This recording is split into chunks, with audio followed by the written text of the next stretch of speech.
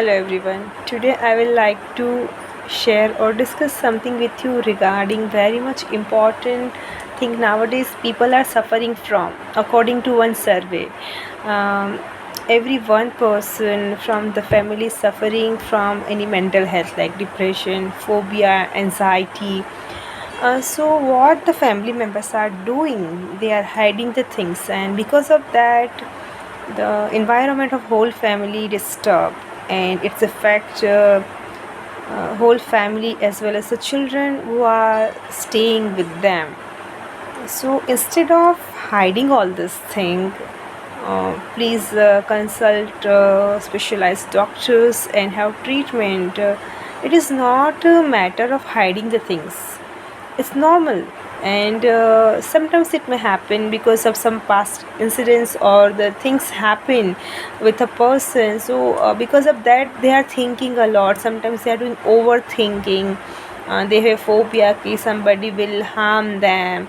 Even because of that they are thinking a lot. They have sleepless night. Sometimes suicidal thoughts also come to them. So it is very much important to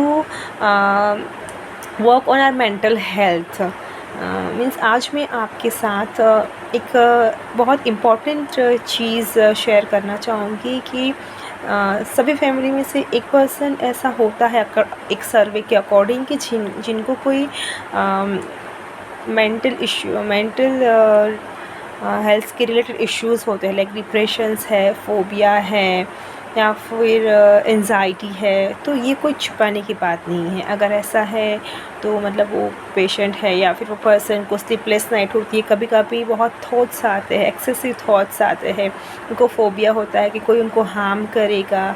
और ऐसा होता है कि चलो उनकी life में कुछ ऐसे इंसिडेंट्स बन जाते हैं या पास्ट में कुछ ऐसा बना हो, तो ये चीज़ें हो सकती है. तो ये कोई छुपाने की बात नहीं है या कोई हाइड करने की बात नहीं है. बिकॉज़ उससे क्या होगा कि कभी ना कभी पूरी फैमिली उससे सफ़र हो सकती है, स्पेशली बच्चे जो फैमिली से बिलोंग करते हैं.